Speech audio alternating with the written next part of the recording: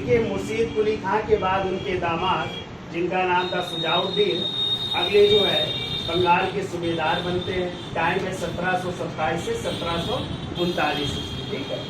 और यही शुजाउद्दीन थे जिनको कि जो है मोहम्मद शाह रंगीला ने जो है 1733 में जो है बंगाल का क्या घोषित किया, नवाब घोषित किया, यानी बंगाल के नवाब का फरमान जो है जारी करते हैं। और इस तरह यदि आ जाए बंगाल का प्रथम नवाब कौन बना, तो शुजाउद्दीन बने। कौन बन रहा है, शुजाउद्दीन। और शुजाउद्दीन किसके दामाद है, मुर्शीद कुली के दामाद थे। और कहते हैं ये बंगाल के सूबेदार बनने से पहले कहाँ के गवर्नर हुआ करते थे, उड़ीसा के उप गवर्नर या सह सूबेदार हुआ करते थे, ठीक है। अगला पॉइंट देखो 1733 ईस्वी में 1733 ईस्वी में शुजाउद्दीन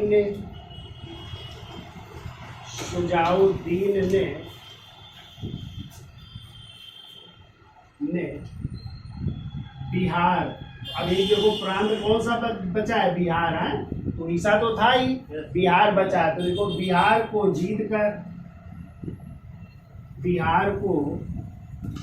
जीत कर अपने साम्राज्य में मिला लिया, या बंगाल में मिला लिया, अपने साम्राज्य में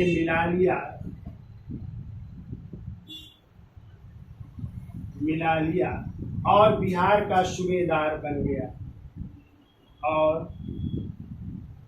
बिहार का सूबेदार बन जा रहा है, ठीक है। तो बिहार का भी सूबेदार बन गया। तो इस तरह बंगाल, बिहार और उड़ीसा अब किसके अधीन है, इसी शुजाउद्दीन। तो बंगाल का भी नवाब है, बिहार भी इसके अंडर में आ रहा है, और उड़ीसा का तो ये उप गवर्नर था ही, ठीक है। तो तीनों इसके अंडर में आ गए। अब देखिए इसके समय कौन कौन पदाधिकारी है, ठीक है। तो देखिए शुजाउद्दीन के समय शुजाउद्दीन के प्रमुख प्रशासनिक सलाहकारों में, शुजाउद्दीन के प्रमुख प्रशासनिक सलाहकारों में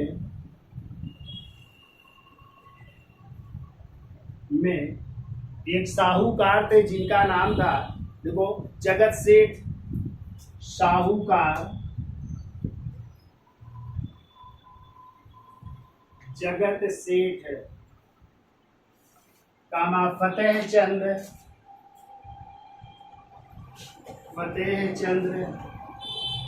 कामा अली मोहम्मद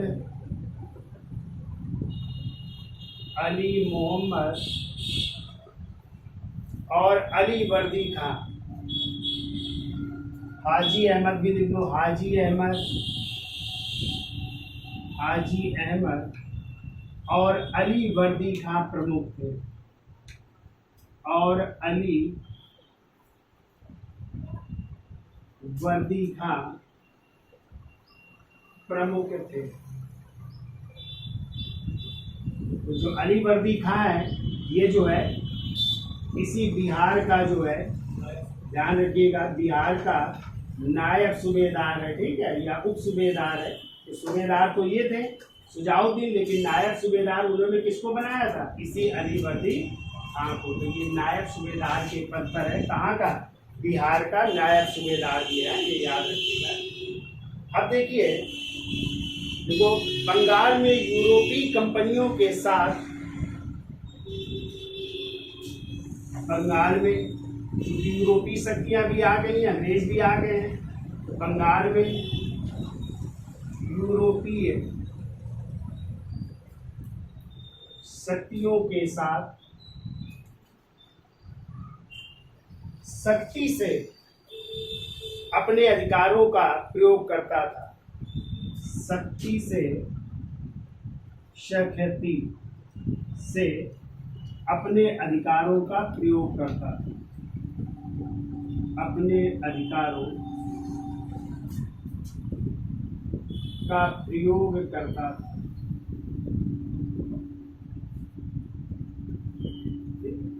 क्योंकि उसी समय आपको पता है सप्तवर्षीय युद्ध भी छिड़ जाएगा अंग्रेजों और फ्रांसीसियों के बीच यूरोप में। और इधर कर्नाटक की गद्दी को लेकर भी हम चर्चा करेंगे कि कर्नाटक की गद्दी को लेकर भी अंग्रेजों और फ्रांसीसियों के बीच युद्ध होंगे। और दोनों कहते हैं, अंग्रेज जो है कलकत्ता की किलेदारी करना चाहते थे और फ्रांसीसी जो है चंद्रनगर की किलेदारी करना चाहते थे। उनका इन्होंने क्या किया, विरोध कि कोई भी किले की जो है किलेबंदी नहीं करेगा, ठीक है। इस कारण थोड़ा सख्ती से प्रयोग आता था। अब जो है 1739 में इसकी जब मृत्यु हो गई, तो इसके बाद इसका बेटा अगला जो है बंगाल का नवाब बनता है और उसका नाम है सरफराज खां। क्या नाम है? सरफराज खां। और इसी सरफराज खां को यही जो है जो बिहार का क्या है नायब सूबेदार अली वर्दी खान ने एक युद्ध होगा 1740 में, गिरिया का युद्ध। कौन सा युद्ध? और इसी गिरिया के युद्ध में सरफराज खां की हत्या करके अगला बंगाल का नवाब कौन बनेगा? अली वर्दी खां। तो 2 लाइनों में आपको लिखना है सरफराज खां के बारे में, ठीक है। तो इसका स्क्रीनशॉट ले लो, फिर हेडिंग डाल दीजिए सरफराज खां। हाँ सर, तो देखिए सुजाउद्दीन के बाद जो है उनका पुत्र कौन? सरफराज खां अगला जो है बंगाल का नवाब बना।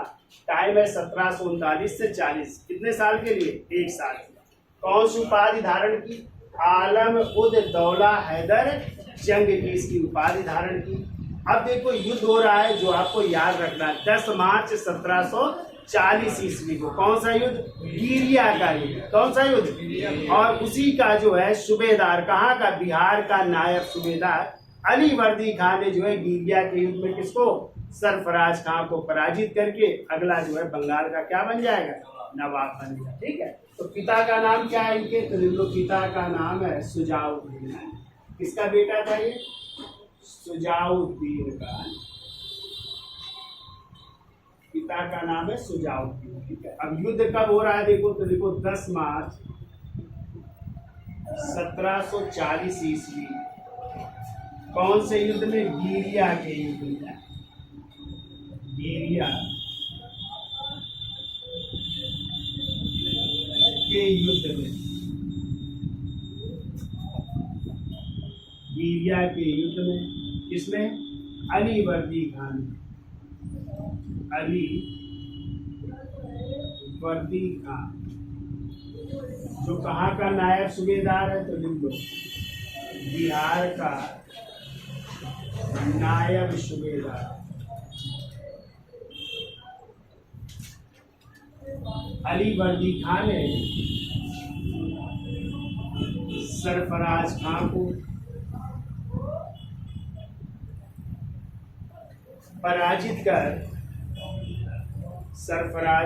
पराजित कर मार डाला है। सरफराज खां को पराजित कर मार डाला। अब कौन अगला नवाब बन रहा है? ठीक है, अगला नवाब बन रहा है अली वर्दी खां। हेडिंग डाल लीजिए अली वर्दी खां जो 1740 से लेकर के 1756 तक जो है बंगाल का नवाब रहेगा, ठीक है। अब अली वर्दी खां को देखो बंगाल के नवाब पद की मान्यता प्राप्त करने के लिए उसको क्या करना पड़ेगा? मुगल बादशाह को 2 करोड़ रुपए क्या देने पड़ेंगे? घूस देने पड़ेंगे।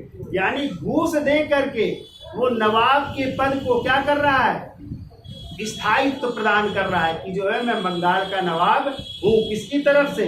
मुगल बादशाह की तरफ से, ठीक है। तो 2 करोड़ रुपए देने पड़े, लेकिन उसको भी मराठों का सामना करना पड़ा। मराठों के आक्रमण हो रहे थे, तो इसलिए मराठों को उसको क्या देना पड़ा? घूस भी देनी पड़ेगी। कितनी? 12 लाख रुपए घूस देनी पड़ी। और यहाँ तक कि कौन सा प्रांत देना पड़ा? उड़ीसा प्रांत को भी देना पड़ता है। किसको? मराठों को, ठीक है। फिर हम चर्चा करेंगे कि अली वर्दी खां के समय ही चूंकि अंग्रेज भी अपनी बढ़ोतरी कर रहे थे, फ्रांसीसी भी कर रहे थे, तो उन्होंने जो है इनके बारे में कहा था, यूरोपियों के बारे में कहा था एक वर्ड अली वर्दी खां ने, यानी कि इनकी तुलना की थी मधुमक्खी के छत्ते से की थी। कहा था इन्हें छेड़ा ना जाए तो ये शहद देंगी, और यदि इन्हें छेड़ा गया तो काट काट करके मार डाल। यानी अंग्रेजों को और फ्रांसीसियों को, मुक्ता अंग्रेजों के बारे में कहा था कि इन्हें छेड़ो नहीं, जहाँ भी ये जैसे हैं इनको कार्य करने दो, यदि इन्हें छेड़ा जाएगा तो ये काट काट करके क्या कर देंगे, मार देंगे, और यदि नहीं छेड़ा जाएगा तो ये क्या देंगे, सहन देती रहेंगी। ये किसके बारे में कहा था अलीवर्दी खान ने? यूरोपियों के बारे में या अंग्रेजों के बारे में कहा था ये वर्ड, ठीक है। अब इसके 3 जो है बेटियां थी, कोई बेटा नहीं था अलीवर्दी खान। तो बड़ी बेटी ब्याही थी ढाका के नवाब को, कहाँ के नवाब को, और उसी का नाम था घसीटी बेगम। क्या नाम था? हाँ। और दूसरी बेटी नवाब थी पूर्णिया के नवाब को, कहाँ पे, पूर्णिया के नवाब को दूसरी बेटी ब्याही थी, ठीक है। और उसी नवाब का बेटा था शौकत जंग। क्या बेटे का नाम था? पूर्णिया के नवाब के शौकत जंग। और तीसरी बेटी इनकी ब्याही थी पटना के नवाब। किसके नवाब को? पटना के नवाब का। और उसी पटना के नवाब का बेटा था सिराजुद्दौला। कौन था? सिराजुद्दौला। तो कहते हैं जब अलीवर्दी खां बीमार हुए तो उन्होंने अपनी छोटी बेटी के बेटे, और छोटी बेटी कौन है? जो पटना के नवाब को ब्याही, और उन्हीं का बेटा कौन है? सिराजुद्दौला। तो अपनी छोटी बेटे के बेटे यानी सिराजुद्दौला को अपना उत्तराधिकारी नियुक्त किया। यानी सिराजुद्दौला अलीवर्दी खां का क्या है? नाती है। क्या है? नाती, यानी बेटी का बेटा है। तो उसमें बना दिया तो दोनों लोग नाराज हो गए। तो उनकी मौसी यानी सिराजुद्दौला की जो बड़ी मौसी थी घसीटी बेगम नाराज हो गई। उसका मौसेरा भाई जो पूर्णिया का नवाब था, कौन? शौकत जंग, वो भी नाराज हो गया कि मुझे मेरे नाना ने नहीं बनाया, उसको बना दिया। तो ये लोग सब क्या हो जाते हैं? विरोध। और सिराजुद्दौला के विरोध में बहुत से लोग होते हैं, जैसे ये जगत सेठ, आलमचंद्र, और उस समय जो है अधिकारी होता है जल सेना का वाटसन, और उसी समय मद्रास का क्लर्क होता है क्लाइव। ये लोग षड्यंत्र रचेंगे और उसी षड्यंत्र में जो है एक युद्ध होगा सिराजुद्दौला से, प्लासी का युद्ध। कब होगा? 23 जून 1700। तो ये कैसे होगा प्लासी का युद्ध? प्लासी का मैदान किस नदी के किनारे स्थित था, और सिराजुद्दौला की हत्या कौन करेगा, ठीक है। कौन जो है सेनापति था उस समय सिराजुद्दौला का, लेकिन सेनापति के पद से हटा करके सिराजुद्दौला ने किसे सेनापति का पद दिया, किसे अपना प्रधानमंत्री बनाया, इन सब की हम चर्चा करेंगे सिराजुद्दौला टॉपिक में, ठीक है। तो प्लासी के युद्ध की चर्चा करेंगे। तो अब हम चर्चा कर लेते हैं अलीवर्दी खान, ठीक है। तो हेडिंग डाल लीजिए अलीवर्दी खान, इसका स्क्रीनशॉट लीजिए।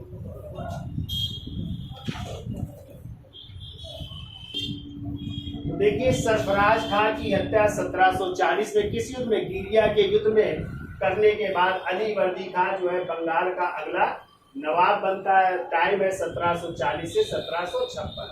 और मूल नाम क्या था इसका? मिर्जा मोहम्मद खान। और ये कहाँ का जो है नायब सूबेदार था? तो लिख लीजिए नायब सूबेदार, यानी नवाब बनने से पहले कहाँ का? बिहार का, बिहार का नायब सूबेदार था, ठीक है। अब इसने जो है लिखिए अगला पॉइंट, देखो अलीवर्दी खान ने, अलीवर्दी खान ने नवाब के पद को स्थायी बनाए रखने के लिए, नवाब के पद को स्थायी बनाए रखने के लिए, स्थायी बनाए रखने के लिए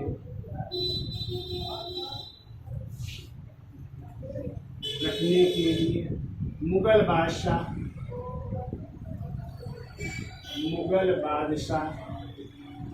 मोहम्मद शाह रंगीला को, मोहम्मद शाह रंगीला को कितने करोड़ की? 2 करोड़ रुपए की घूस दी है। घूस का मतलब समझते हो? रिश्वत दे रहा है, ठीक है, कि मुझे स्थायी मान्यता दे दीजिए। किस पद की?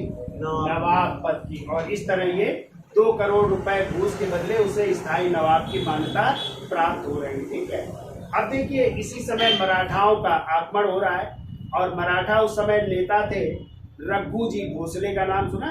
तो रघुजी भोसले से ये संधि कर रहे हैं अलीवर्दी का, और संधि के परिणाम स्वरूप जो है 12 लाख रुपए उड़ीसा का प्रांत और चौथ वसूलने का अधिकार किसको दिया जा रहा है? मराठों को प्रदान कर रहे हैं। कौन? यही अलीवर्दी खां। तो लिखिए अगला पॉइंट, अलीवर्दी खां के समय, अलीवर्दी खां के समय 1751 ईस्वी में मराठा सरदार रघुजी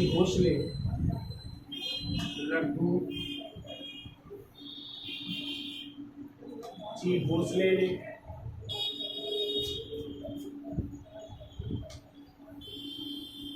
इससे संधि की, इससे यानी अलीवर्दी खां से इससे संधि की,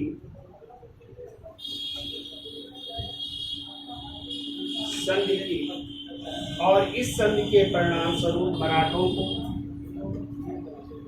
और इस संधि के परिणाम स्वरूप मराठों को उड़ीसा प्रांत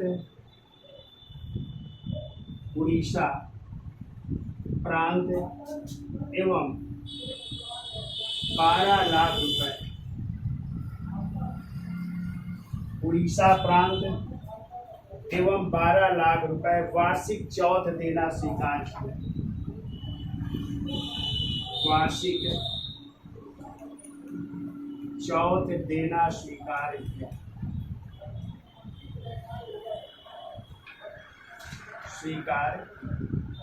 उड़ीसा प्रांत भी दे रहे हैं और 12 लाख रुपए चौथ भी देना स्वीकार कर रहे हैं। कौन? अलीवर्दी खां। ठीक है,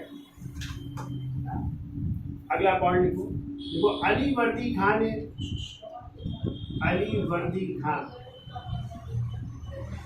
ने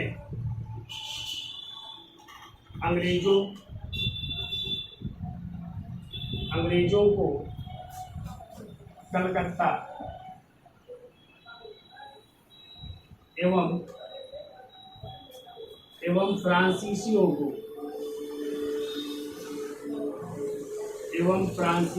को चंद्रनगर की, क्योंकि चंद्रनगर इलाका फ्रांसीसियों का था, तो चंद्रनगर की किलेबंदी करने नहीं दी।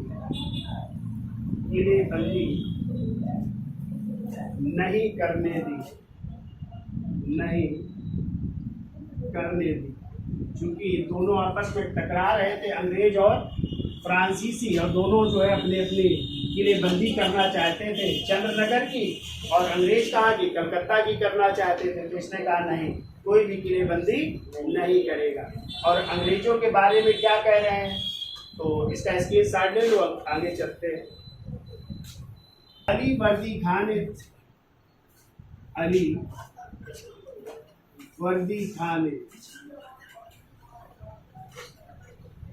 यूरोपियों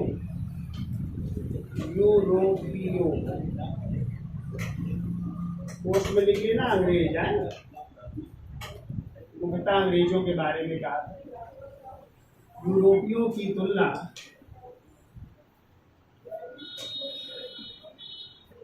मधुमक्खी के छत्ते से की। मधुमक्खी के छत्ते से की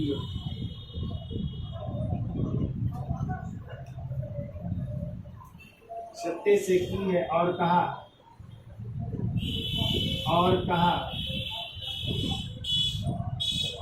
इन्हें छेड़ा ना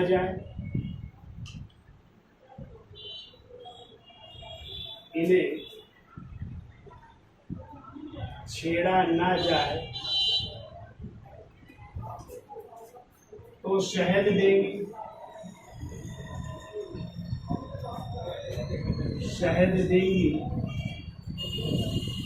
और यदि छेड़ा गया तो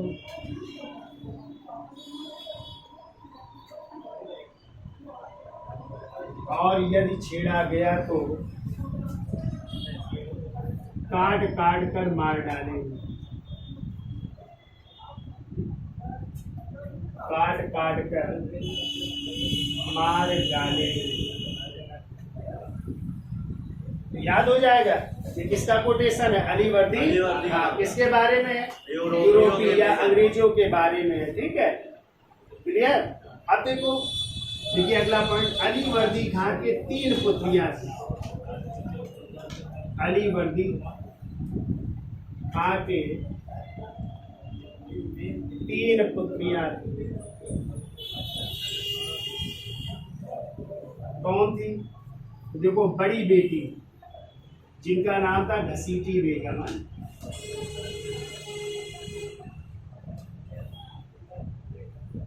घसीटी बेगम कहाँ ब्याही थी? तो लिख लो, ढाका के नवाब।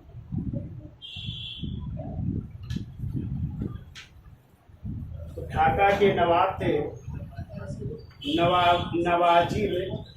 नवाजिश मोहम्मद के साथ। है, लिख लो, नवाजिश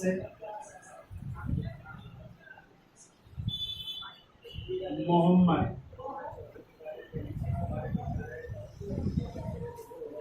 के साथ ब्याही थी। ठीक है। फिर दूसरी बेटी, यानी जो इनकी दूसरी बेटी थी,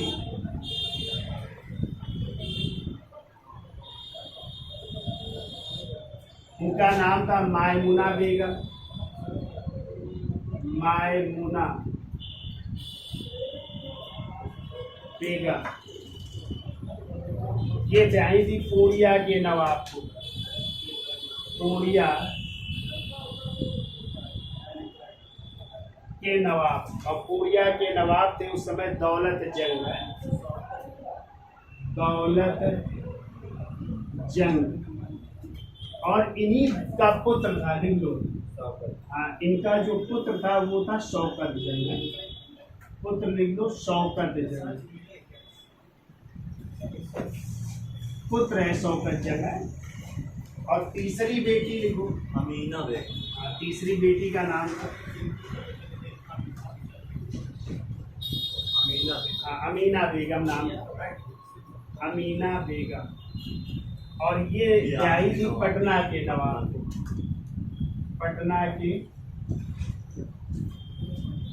पटना के नवाब को ब्याही थी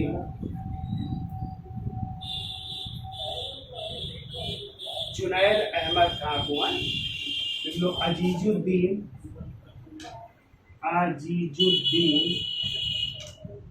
जुनैद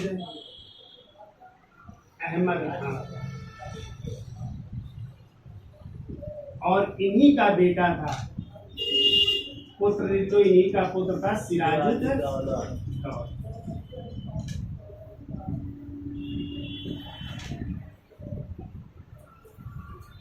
तो याद हो जाएंगे तीनों बेटियां। बड़ी बेटी क्या नाम था? घसीटी बेगम। किसके साथ ब्याही थी? ढाका के नवाब नवाजिश मोहम्मद के साथ विवाह हुआ था। ठीक है। दूसरी बेटी थी मायमुना बेगम, जो किसको ब्याही थी? पूर्णिया के नवाब दौलत जंग। और इन्हीं का बेटा कौन है? शौकत जंग। तीसरी जो बेटी अमीना बेगम नाम था, वो पटना के नवाब जिनका नाम था अजीजुद्दीन जुनैद अहमद खां, और उन्हीं का बेटा है सिराजुद्दौला। तो कहते हैं कि अलीवर्दी खां के जीवन काल में जो तीनों दामाद थे, तो तीनों दामादों की मृत्यु हो चुकी थी। तीनों दामादों की मृत्यु, यानी अलीवर्दी खां के जिंदा रहते ही तीनों दामाद क्या हो चुके? मर चुके थे, यानी इनकी मृत्यु हो चुकी थी। अतः जो है, जब बीमार हुए अलीवर्दी खां तो उन्होंने अपनी छोटी बेटी के बेटे, और छोटी बेटी का बेटा कौन है? सिराजुद्दौला को क्या घोषित कर रहे हैं? अपना उत्तराधिकारी घोषित कर रहे हैं। तो कहते हैं कि सिराजुद्दौला के लिए ये जो फूलों की सेज थी, ये कांटों की सेज साबित हुई। ठीक है, क्योंकि उसके विरोधियों में उसकी मौसी, और मौसी कौन है? घसीटी बेगम, ये उसके विरोधियों में थे। उसका मौसेरा भाई, और मौसेरा भाई कौन है? शौकत जंग। ये सब क्या है? सिराजुद्दौला के विरोधी है, ठीक है। और इसके विरोधियों में जगत सेठ, राय दुर्लभ, ये सब उसके विरोधियों में, राज बल्लभ, उनका बेटा कृष्ण बल्लभ, ये सब विरोध। यहाँ तक कि उसका सेनापति मीर जाफर भी उससे विरोध करेगा, उससे जो है कह सकते हैं उससे भी जो है वो गद्दारी करेगा। तो ये सब चीजें होंगी किसके साथ? सिराजुद्दौला के साथ। अगला बंगाल का नवाब कौन बनेगा? सिराजुद्दौला। तो देखिए एक पॉइंट लिख लो, इतना लिख लिया आप लोगों ने? लिख लिया इतना? चलिए एक पॉइंट बोल देते हैं। देखो देखो अली वर्दी खां के जीवन काल में ही, अली वर्दी खां के जीवन काल में ही उसके तीनों दामादों की मृत्यु हो चुकी थी। अली वर्दी खां के जीवन काल में ही उसके तीनों दामादों की मृत्यु हो चुकी थी। अतः अपनी बीमारी के समय,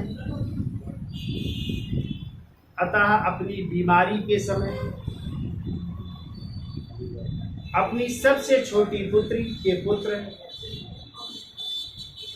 अपनी बीमारी के समय अपनी सबसे छोटी पुत्री के पुत्र सिराजुद्दौला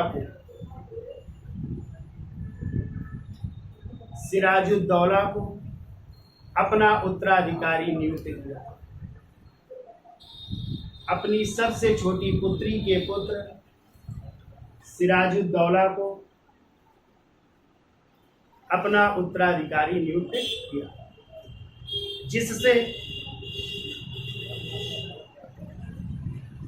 जिससे उसकी विधवा मौसी घसीटी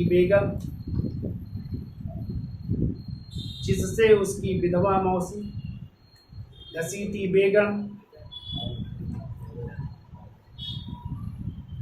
उसका मौसेरा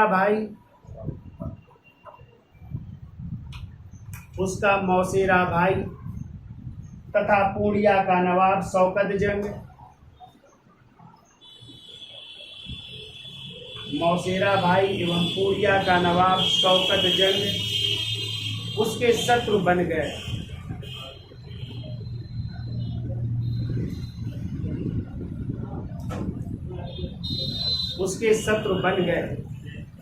अतः सिराजुद्दौला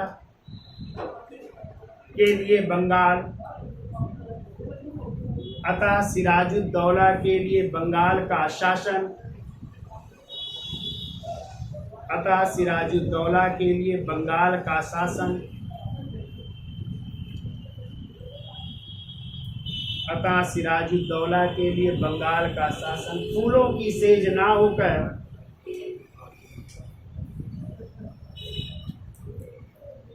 बंगाल का शासन फूलों की सेज ना होकर कांटों की सेज साबित हुई।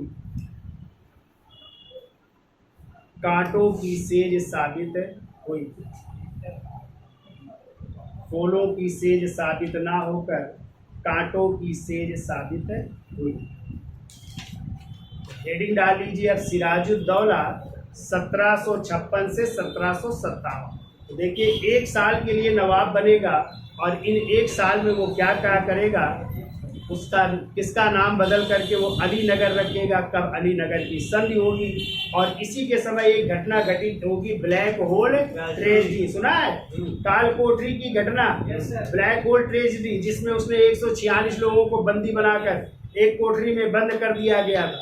और जब 21 जून 1756 को ये कोठरी खोली गई तो कितने लोग जिंदा बचे थे? 23 लोग ही जिंदा बचे थे और उसमें एक अंग्रेज जिंदा बचा था, जेड हार्वेज, जिन्होंने अपनी किताब में इस का जो है आंखों देखा वर्णन किया। और किताब का नाम है ए लाइफ ऑफ द वंडर, ठीक है। उसमें इसका उल्लेख किया है, क्योंकि वो भी इस घटना में शामिल था लेकिन बच गया था उन 23 लोगों में, ठीक है। तो काल कोठरी की घटना क्यों होगी और फिर प्लासी का युद्ध होगा जिसमें कि सिराजुद्दौला युद्ध के मैदान में मारा जाएगा। कैसे मारा जाएगा इसकी कहानी नेक्स्ट टर्न में करेंगे। तब तक के लिए धन्यवाद, ठीक है।